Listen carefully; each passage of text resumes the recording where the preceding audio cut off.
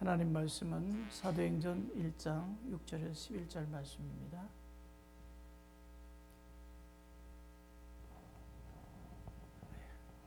한 절씩 봉독하도록 하겠습니다. 그들이 모였을 때 예수께 여쭈어 이르되 주께서 이스라엘 나라를 회복하심이 이때이니까 하니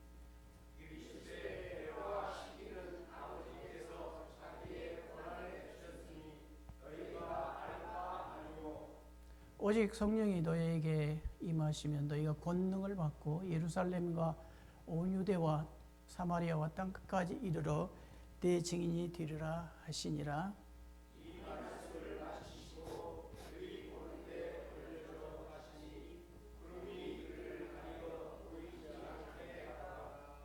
올라가실 때 제자들이 자세히 하늘을 쳐다보고 있는데 흰옷 입은 두 사람이 그들 곁에 서서 이르되 갈릴리 사람들아 어찌하여 서서 하늘을 쳐다보느냐 너희 가운데서 하늘로 올려주신 이 예수는 하늘로 가심을 본 그대로 오시리라 하였느니라. 아멘. 기도합니다.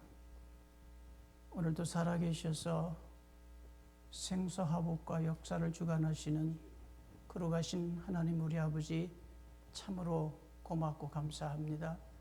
우중임에도 불구하고 몸된 성전에 주일 예배 일부를 이제 드리기 위해서 우리의 발걸음을 재촉하시고 이 자리에 함께 모아주심을 참으로 감사를 드립니다.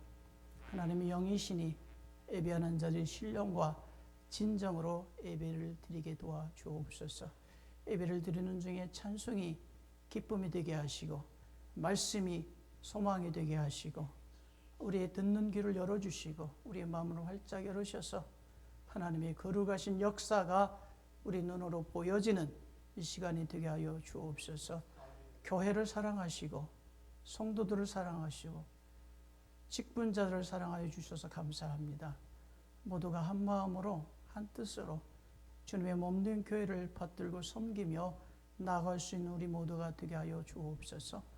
우리 담임 목사님을 중심으로 해서 모든 사역자들이 함께 동역하고 모든 성도들이 함께 기도하며 이 아름다운 교회를 더 복되게 세워나가게 도와주옵소서.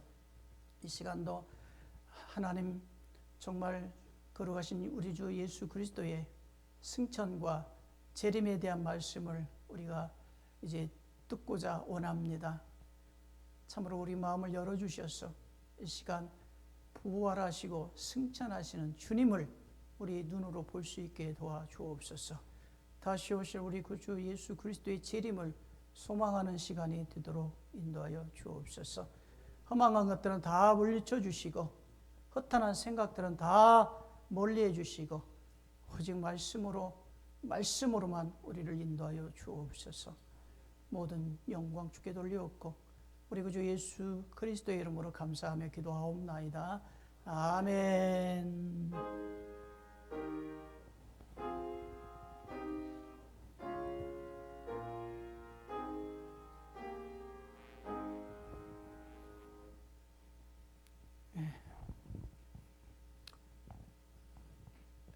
오늘은 예수님의 승천과 재림에 대한 말씀인데 저 자막이 지난번 했던 거 나왔네요. 저 자막은 지워주시고 새로운 자막을 띄워주셨으면 고맙겠습니다. 예루살렘의 정상 부분이 한 830m 정도 됩니다. 높이가. 그리고 예루살렘 자체가 산악지대입니다. 그래서 지중해에서 요파 쪽에서 보자면 서쪽에서 동쪽으로 쭉 올라와 가지고 딱 높은 곳에서 걸리는 곳이 예루살렘입니다.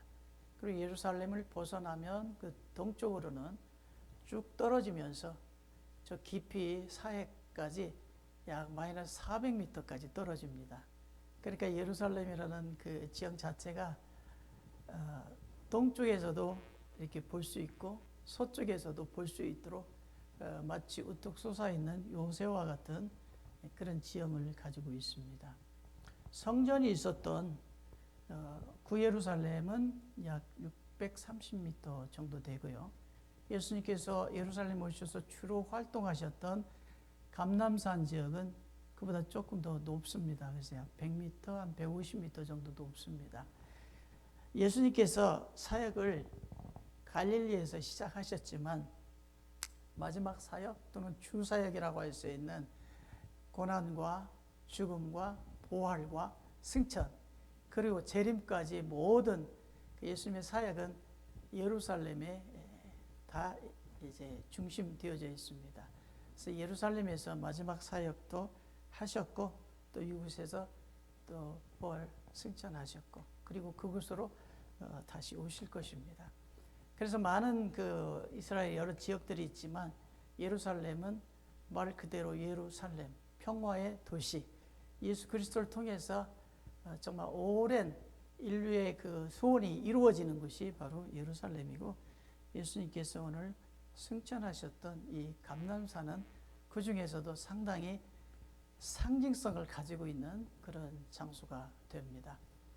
예수님께서 마지막 기도를 겟셋마네 동산에서 하셨는데 그 겟셋마네 동산이 바로 감람산 길석이고요. 그 기드론 골짜기에 있고 그리고 예수님께서 어린 나귀 타고 들어오시다가 종려주일 때에 예루살렘 성을 보시고 우셨던 도미누스 프레피트라고 하는 그런 눈물 교회가 있는데 거기도 바로 감람산 중턱이 있고 그리고 예수님께서 주기도문을 가르쳤던 것도 바로 감람산 거기 예수님 승천하신 그 근방에 있고 그 주기도문을 가르쳤던 그 장소 옆에 또 구약의 유명한 선지자들 무덤이 있습니다. 학계, 스가랴, 말라기 선지자의 무덤이 바로 또 주기도문을 가르쳤던 그 교회 근방에 있습니다. 그리고 그 감람산에서도 제일 높은 꼭대기에 거기에 처치 오브 업센션이라고 하는 곳이 있는데 그것이 바로 승천교회입니다. 승천교회가 예수님께서 승천하신 그런 곳이고요. 그 뒤편으로 약 2, 3km 좀 동쪽으로 가다 보면 베단이라고 하는 곳이 있습니다. 베단이. 베트 아니아라고 해서 가나안 사람들이 살았던 것이고 예수님께서 특히 사랑했던 마을입니다. 예수님께서 예루살렘 성에 오셔서 사역을 하셨지만 거의 예루살렘 성에 머물지 않으시고 겟셋마네 동산이나 베다니에 가 계셨는데 베다니는 우리가 잘 알다시피 나사로와 마르다 마리아가 살았던 것이고 나사로가 죽음에서 부활했던 일어났던 것이 바로 베단입니다. 근데 이제 오늘 말씀에 보니까 예수님께서 마지막 기도를 하셨고 또 많이 사랑하셨던 이 베단이라고 하는 이 앞에서 그러니까 베단이는 이제 2, 3km 동쪽에 있다고 그랬잖아요. 예루살렘은 서쪽으로 있고 감람산은 그 중간에 있는데 그래서 베단이 앞이니까 바로 감람산 정상 정도가 되겠습니다. 약 830m 정도 되는 희한하게 예루살렘에 눈이 오지를 않습니다. 사막성 기후를 가지고 있고 산악지역 기후도 가지고 있지만 눈이 안 와요. 그런데 한 3년과 4년 뭐 그 사이에 눈이 올 때가 있는데 굉장히 이제 신난 때죠. 그때 눈이 오면 아이들이 굉장히 신나죠. 근데 그때 이 감람산 쪽으로 올라가면 굉장히 위험합니다. 아이들이 너무 흥겨워가지고 눈을 뭉쳐가지고 눈 속에 돌을 집어넣어가지고 그거를 장난삼아서 제가 는 차에다가 던지기 때문에 때로는 유리창이 박살나기도 하고 굉장히 위험하기도 하는데 그 신기한 것은 감람산 정상에 딱 서면 서쪽 예루살렘 성은 눈이 없어요. 근데 동쪽에 눈이 있어요. 그것도 일부 있고 거기서 조금만 벗어나면 완전히 유대 광야 또 사해 지역이 돼가지고 띠를 띈 것처럼 그 부분만 눈이 있는데 굉장히 신기하고 또 재밌는 그런 광경들을 때때로 볼 수 있습니다. 그런데 이 감람산에서 또 이 굉장히 많은 예수님의 사역이 이루어졌잖아요. 그 많은 사역의 최종 완전히 정리된 사역의 결정판은 바로 감람산 정상의 승천돔이라고 하는 승천교회에서 이루어졌습니다.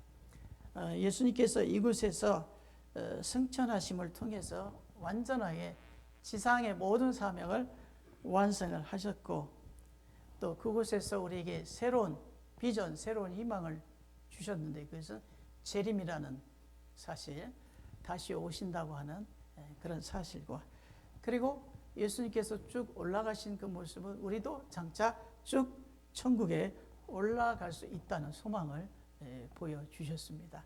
그래서 그곳에서 보면 예루살렘 성에 한눈에 보면서 예수님께서 바로 이것 때문에 이곳에서 고난받으시고 죽으시고 부활하셨구나.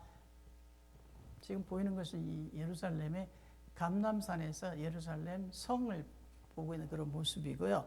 그거를 이제 느낄 수가 있습니다. 간혹 이상한 구름이 하나만 떠도 예수님 오실까 해가지고 그곳에서 지인들에게 전화를 하고 그런 적도 있습니다. 지금 보이는 그 장면은 그 감람산 꼭대기에 승천교회라고 하는 곳에 있는 돔입니다. 바로 저기 팔각형으로 되어 있는 그 돔 안이 예수님께서 승천하신 돌이 있고요. 그 돌 위에 쓰셔서 그대로 이렇게 승천을 하셨는데, 십자군이 와가지고 기념교회를 짓고 그 이후에 아랍 시대가 되면서 주 1000년경에 아랍 시대가 되면서 아랍 사람들이 저렇게 돔 모양으로 만들었어요. 그래서 제가 물어봤습니다. 아니, 예수님이 이렇게 승천하셨기 때문에 지붕이 필요 없지 않습니까? 그래서 이렇게 올라간 그대로 또 와야 되니까. 근데 지붕을 만들었대요. 그래서 왜 그러냐 물어보니까 예수님 못 오시게 만들었대요. 지붕 만들어가지고 지붕을 만들어 놓으면 그걸로 다시 예수님 못 오신다고. 아니, 무슬림들이 그렇게 참 무지몽매합니다. 무슬림들도 예수님을 믿기는 해요. 이시아라고 해서 믿기는 한데, 메시아로 믿는 게 아니고 하나님으로 믿는 게 아니라 그 사람들이 이제 모하메드, 알라가 모하메드인데 모하메드만 믿죠. 그래서 저렇게 예수님 못 오시게 지붕을 만들어 놓았다고. 또 재밌는 게 사진 한 장 넘겨보세요. 저 안에 들어가 보면은 이 돌이 있어요. 돌. 한번 넘겨보세요. 이 돌이 있어요. 이 돌이 예수님께서 저기 위에서 승천하신 돌입니다. 그 돌을 그대로 보관을 해가지고 이제 기념돔을 만들어 놨죠. 어느 날 제가 저기를 들어가 봤더니 어떤 사람이 망치를 가지고 돌을 깨고 있더라고요. 그래서 왜 그랬나 보니까 이 예수님이 승천하신 발자국이 있는 것이기 때문에 엄청난 걸어간 것이잖아요. 금으로도 바꿀 수 없는 아주 귀중한 것이잖아요. 그래서 옛날 유럽 시대부터, 십자군 시대부터 성지에 있는 모든 예수님과 관련된 거룩한 것은 깨가지고 가면 금으로 바꿔줬답니다. 이제 금보다 더 귀하죠.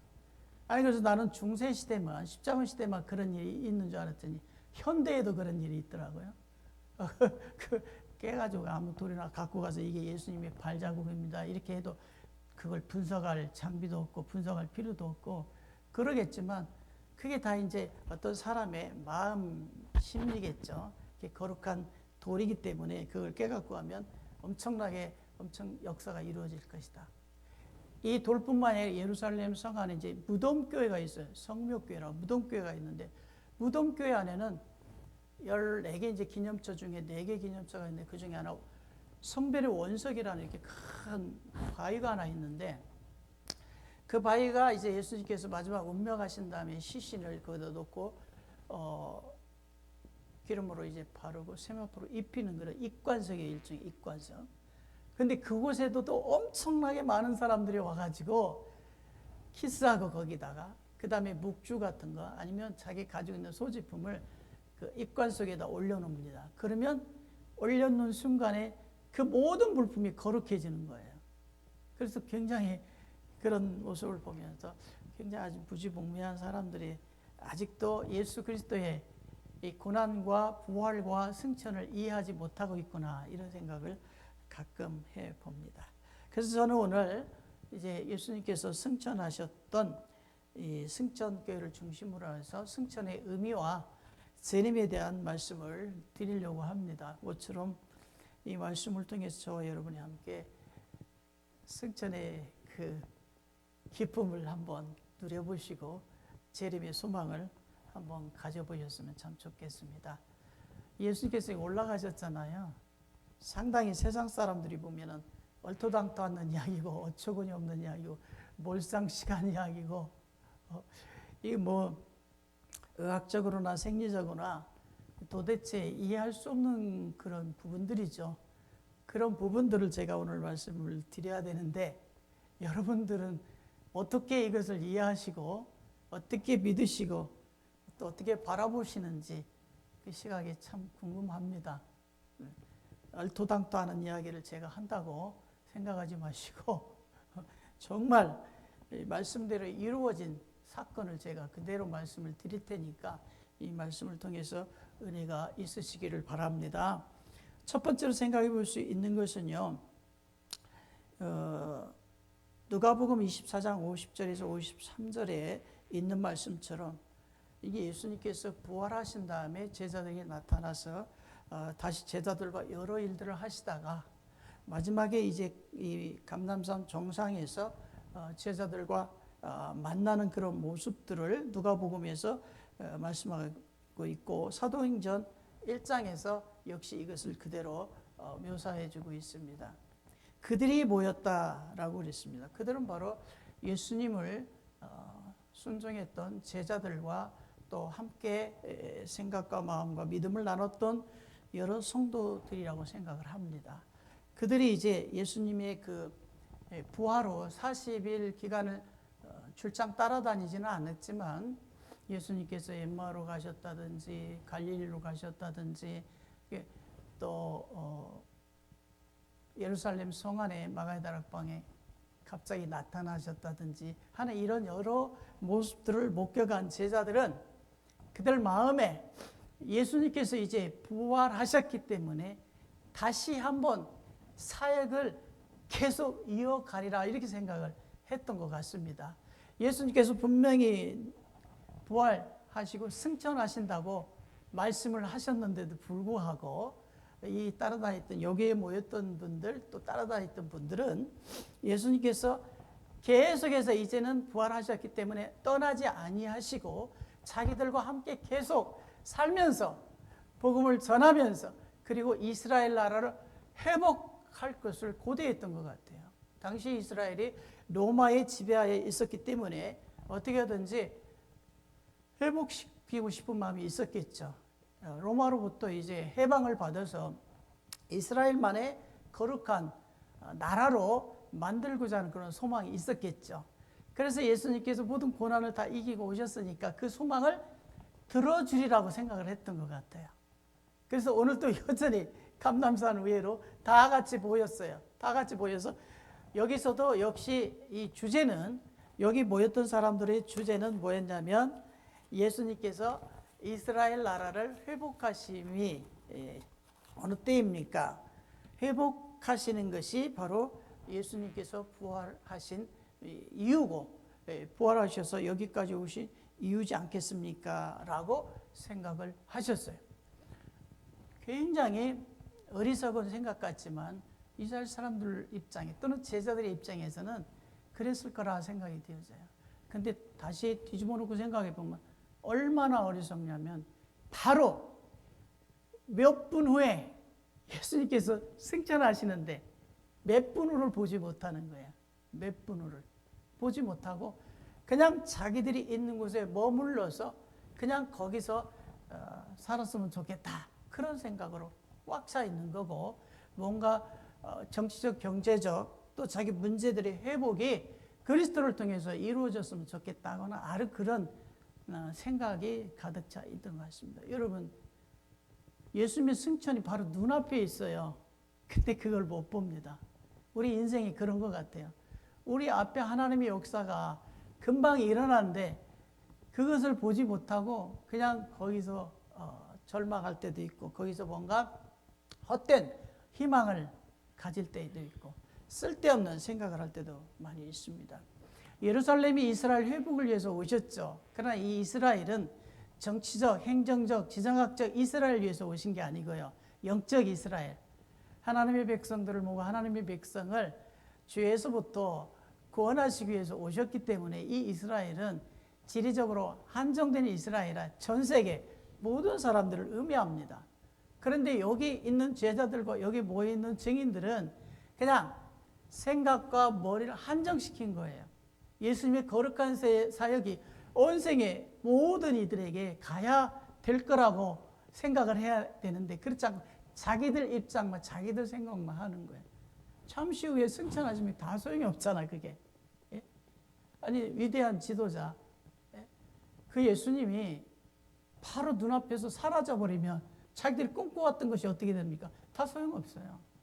그럼에도 불구하고 한치 앞을 보지 못하고 승천하는 순간까지도 지상 왕국 현장의 이스라엘만 생각했던 이 제자들과 증인들에게 예수님께서 이렇게 말씀하십니다. 예수의 증인이 되라. 나는 이제 간다. 그 대신 내가 와서 했던 모든 것에 대해서 이제 너희가 증인으로 일생을 살아라. 그렇게 부탁을 하시고 이스라엘의 회복이 아니라 온 세상의 회복이 되어야 된다. 그렇게 또 분명히 8절의 말씀, 7절 8절의 말씀하셨습니다. 그리고 오늘 승천에 있어서 가장 중요한 것은 제자들과 증인들의 무지몽매한 것을 우리가 들여다보면서 한치 앞을 못 보는 인생의 어리석음에 대해서 우리가 깨달을 수도 있겠지만 보다 중요한 것은 예수님께서 왜 오셔서 고난당하시고 부활하시고 오늘 이 시간 이 시점에 승천하셔야만 하는가라는 것에 대한 이유입니다. 예수님이 승천하시 그냥 같이 부활하셨으니까 재밌게 밥도 해먹고 같이 나들이도 다니고 같이 쉬기도 하고 그럼 좋잖아요. 가서 막 기적도 베풀고 놀라운 일들도 막 경험하고. 근데 예수님이 그런 일반적인 일상적인 물론 그것도 특별하지만 그것 때문에 오신 것은 아니라는 거고요. 또 예수님께서 굳이 이곳에서 승천하셔야 될 이유에 대해서 요한복음 16장 7절에 이렇게 말씀하고 있습니다. 내가 떠나는 것이 너희에게 유익이라. 내가 가지 아니하면 보혜사가 너에게 오시지 아니하시리라. 그렇게 말씀하셨어요. 그러니까 이 승천은 뭐냐면 제가 1절에도 이야기했지만 임무교대.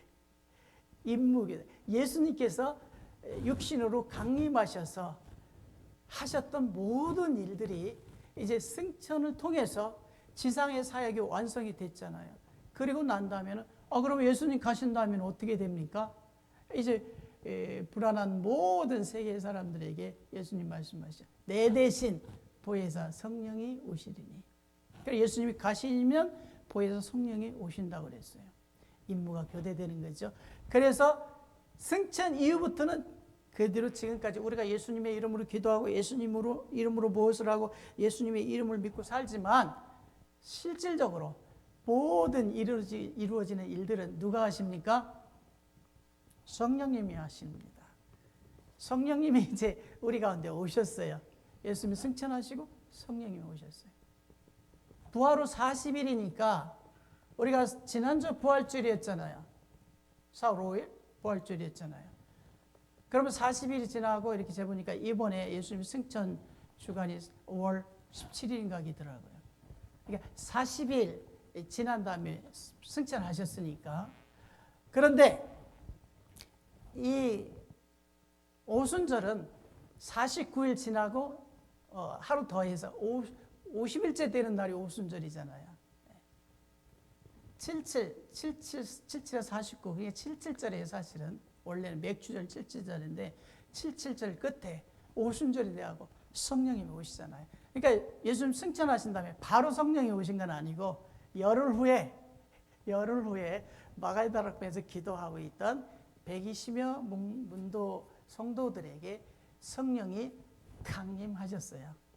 그러니까 약간의 시차를 두기는 했지만 예수님께서 가셔야 성령께서 오십니다. 그래서 지금은 성령 시대.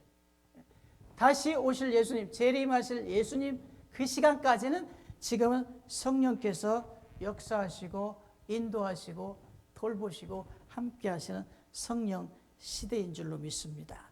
그래서 예수님께서 사명을 마치시고 하늘로 가셨지만 완전히 가신 게 아니라 성령 하나님이 다시 오셨기 때문에 그 성령 하나님이 우리를 부르시고 인도하시고 세우시고 재림의 그날까지 천국까지 우리를 인도해 주실 것입니다. 그러므로 염려할 것이 없고요. 그러므로 깊이 생각할 것도 없고 그러므로 모든 것을 성령님에게 맡기면 될 줄로 믿습니다. 예수님 가셨습니다. 승천하셨습니다. 그리고 이제 성령님이 오셨습니다. 그 성령님이 우리 가운데 충만하시기를 원합니다. 성령님이 충만하시면 예수님의 승천이 의미가 있고 예수님의 승천이 완성이 되리라고 믿습니다. 두 번째는 이 성도들이 함께 보는 데서 올려 가셨다 그랬습니다. 이 말씀을 마치시고 그들이 보는데 올려져 가신 구름이 그를 가려 보이지 않게 하더라 그랬습니다. 어떻게 보면 이별이죠. 사랑하는 주님과 천년만년 같이 할 줄 알았는데 고난당해서 죽으셨어요.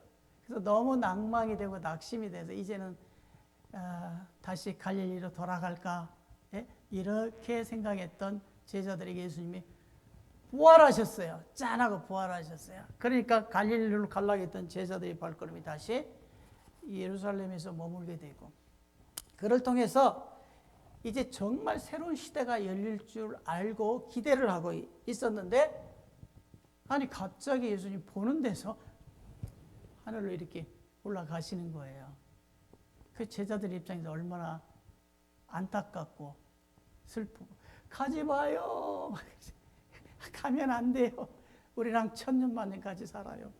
그런 마음이겠죠. 그리고 역사를 같이 이루어 봅시다. 회복시켜 봅시다. 뭐 이러겠죠. 근데 가셨단 말이에요. 그러니까 얼마나 제자들 입장에서 슬프고 증인들 입장에서는 얼마나 어렵겠습니까? 그러나 가셔야 됩니다. 아까 가셔야 보혜사 성령님이 오시고 가셔야 재림의 말씀의 역사가 이루어지고 천년왕국이 이제 이루어질 것입니다. 그래서 이별이지만 이별이 아니라 축복이다. 제가 그렇게 말씀을 정리해 봤어요. 예수님께서 승천하시는 것은 안타까운 이별이 아니라 우리에게 오신 희망과 축복이다. 그래서 예수님 감람산 정상에서 올라갔던 예수님의 이 승천은 우리에게 축복입니다. 이보다 더한 축복이 없을 줄로 믿습니다. 예수님의 승천은 많은 증인들이 보는 가운데 이루어졌지만요. 높이 그냥 순간 올라가셨는데 구름 사이까지 올라가셨다가 거긴 사실 구름이 잘 안 뜨는 지역이거든요. 그 지중해 해안 쪽은 구름이 뜨지만 유대 산악지역은 구름이 거의 안 뜨는 지역이에요. 그럼에도 불구하고 그날 구름이 있었고 순간 예수님이 올라갔는데 구름이 싹 가리워서 보이지 않게 되었더라 그랬어요. 그래서 공중으로 완전히 승천해 버렸기 때문에 이제 더 이상 예수님을 볼 수 없게 됩니다. 많은 여러분 그 궁금증, 의심이 들지 않겠습니까? 혹시 안 믿는 사람 같은 인간은 절대로 몇십 센치 이상 뜰 수가 없습니다. 중력 때문에 공중에 뜰 수가 없어요. 아무리 공중 부양한다 뭐 어쩌고저쩌고 해도 안 돼요. 당시에 2000년 전은 더더군다나 이게 있을 수 없는 이야기죠. 물론 현대에 와서는 사람들이 공중에 뜨기도 해요. 어떻게 떠요? 비행기 타고 떠요. 헬리콥터 타고 떠요. 제트스키 이런 거 타고 뜨기도 해요. 그지만 그건 어떤 기구의 도움을 통해서 공중에 뜨기도 하지만 실제적으로 인간의 모습을 가지고는 절대로 어떤 상식을 동원해도 뜰 수가 없어요. 그래서 이 예수님의 승천은 일반 상식이나 일반 과학적 잣대를 갖다가 재서는 도저히 이해할 수 없는 그런 부분입니다. 아마 세상에 예수님을 안 믿는 많은 사람들은 이 부분을 가지고 너무 소설 같은 이야기지 않느냐, 신화에 나오는 하나의 그런 이야기지 않느냐, 그냥 가상현실이지 않느냐 이렇게 반문할 수도 있습니다. 그러나 여러분 우리가 이제 믿음의 눈으로 볼 때 이렇게 생각해 볼 수 있습니다. 데살로니가전 4장 16절 17절에 보면 살아남은 자도 함께 구름 속으로 끌려 올려서 공중에서 주를 영접하라 이런 말이 있는데 예수님뿐만이 아니라 우리도 공중으로 끌어올려져서 주님을 영접하는 때가 온다라고 말씀했어요.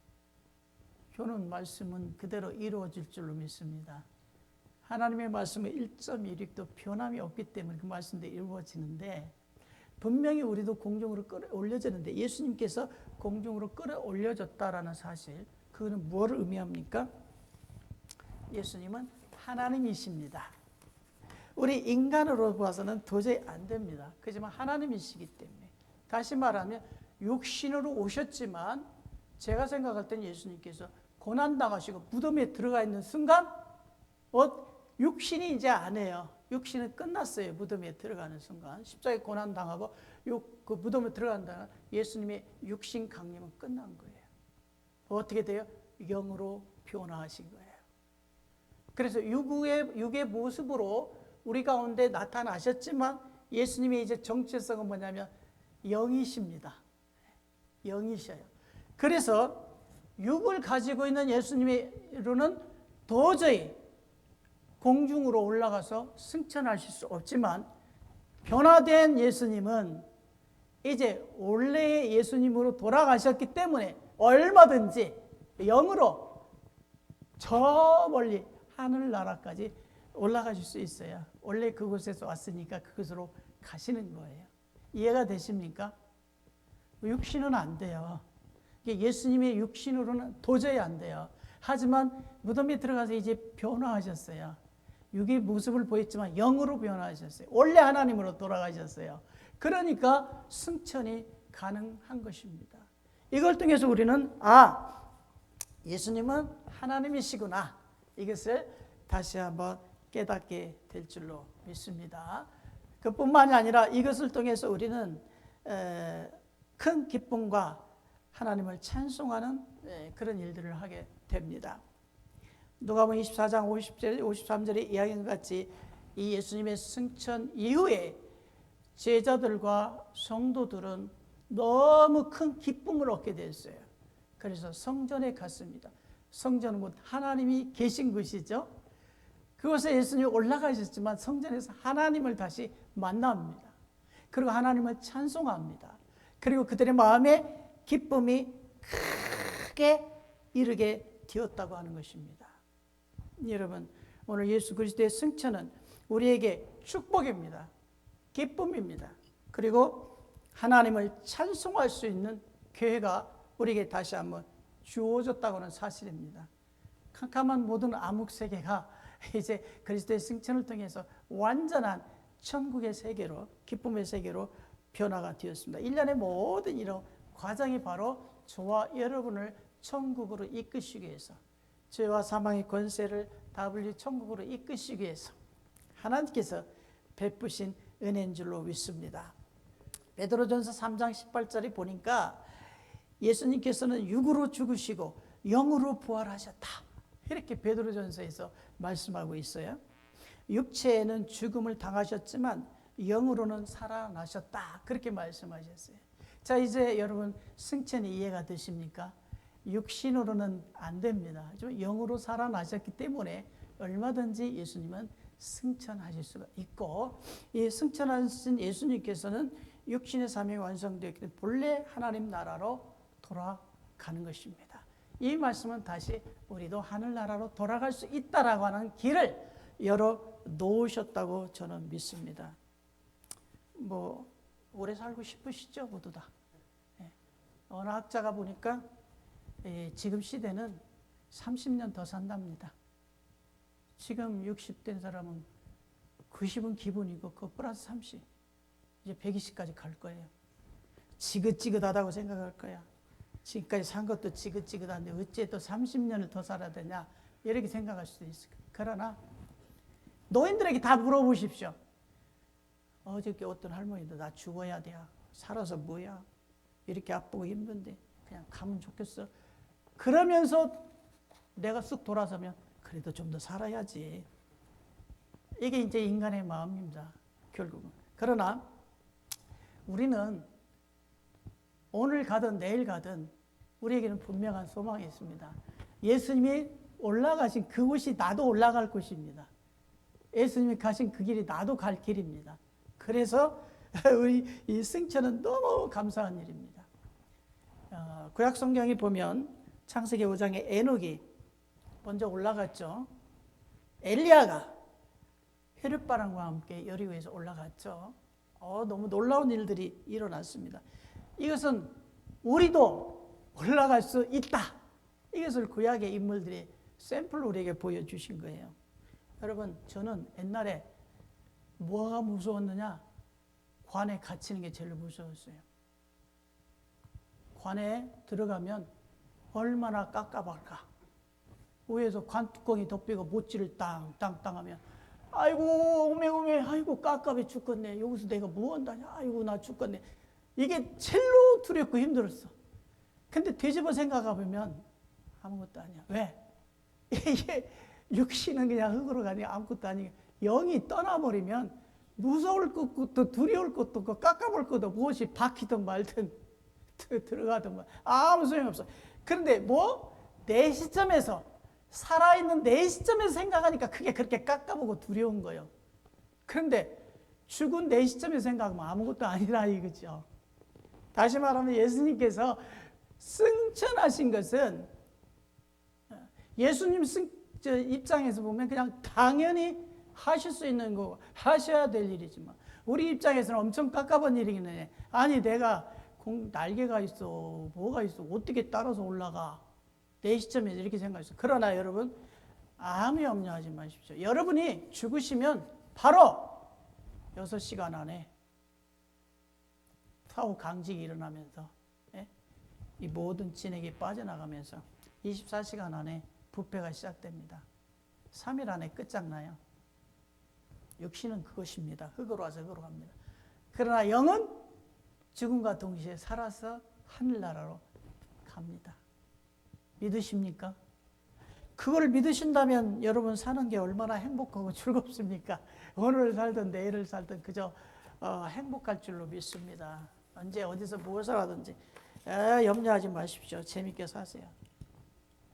저는 요새 되게 재밌게 삽니다. 어떻게 재밌게 사냐면 저희 집사람이 되게 웃겨요. 어떻게 웃기냐면 내가 노래로 이렇게 표현하자면 누가 볼까 두렵소 이런 쪽으로 좀 저에게 하는 표현이나 말이 너무 웃겨요. 누가 볼까 두려울 정도로. 근데 그게 이렇게 즐거워요. 살았으니까 저런 말도 하는구나. 아주 기가 살아서 좋다. 건강하다. 너무 감사해요. 여러분 이제 결론적으로 제가 이런 말씀을 드리고 싶어요. 하늘로 가심을 본 그대로 오시리라라고 이야기를 했잖아요. 그대로 오셔요. 그래서 제가 예루살렘 살 때 이게 한국에 있는 지인들이나 교회에서 파송교회 이런 데서 맨날 뭐 전쟁 소문나고 이상한 막 일들이 막 생기면 전화를 해요. 혹시 예루살렘에 구름이 떴나 보라고. 주님이 오시는 징조가 보이는데 혹시 구름이 떴나 보라 그러면 나도 쏟기 준비하고 올라가리라고. 저도 그런 이야기들을 하면서 특히 언제 그랬냐면요. 2000년 밀레니엄 시작할 때 그때가 가장 극했어. 그때 예루살렘에 모든 사람들이 다 올라왔어. 2000년대. 이게 시대가 변하니까 그때 예수님 오실 거라고 막 휴거된다고 모두 올라왔어. 그러나 안 됐죠. 왜? 예수님이 가신 곳에 그대로 오시지만 그 시기와 때는 아무도 몰라. 며느리도 몰라. 시어머니도 몰라. 아무도 몰라. 그냥 주님만 아셔. 하나님만이 아시는 거예요. 그래서 우리는 뭐야? 기름등불 준비 잘하고 기다리시기만 하면 돼. 언제 오실지 모르기 때문에. 그리고 또 하나 뭐냐? 가신 그대로 오신다고 했으니까 그 믿음을 변치 않으시면 돼. 혹시 묻으시면 어쩌나? 또 간 그대로 안 오고 다른 형태로 오면 어떠나? 이런 생각은 추워도 하실 필요가 없습니다. 예수님은 승천하셔서 하나님 나라 가셨고 하나님 우편에 지금도 계십니다. 그리고 때가 되면 오십니다. 오셔서 이렇게 말씀합니다. 요한복음 7장 33절에 보니까 내가 너희와 조금 있다가 가지만 그러나 처소를 예비하면 내가 다시 너희를 영접하여 나 있는 곳에 너희도 있게 하리라 라고 말씀을 하셨습니다. 예, 처소가 예비되면 다시 오실 것이기 때문에 언제 어느 때 오실지 알 수 없으니까 우리가 항상 승천의 그 마음을, 자세를 가지시고 사시면은 누가 볼까 두렵소 해도 재밌고 행복할 줄로 믿습니다. 이제 결론입니다. 예수님의 승천은 한마디로 말하면 만물의 충만입니다. 만물이 완성되는 거예요. 충만해진 거예요. 그래서 우리의 부족한 거, 연약한 거, 죄악성 이런 것들이 전부 다 변화가 되는 거예요. 하늘나라 것으로. 그래서 만물이 충만해지게 되었습니다. 예수님의 승천을 통해서 저와 여러분 모두가 충만한 성령의 은혜 가운데 사시기를 주의 이름으로 축원을 드립니다. 기도합니다. 주님, 우리 위에서 승천해 주셔서 감사합니다. 주님 승천하시면서 보혜사 성령님 보내셔서 그 성령 하나님이 오늘도 우리 가운데 계시고 역사하시고 도우시고 함께 하시는 줄로 믿습니다.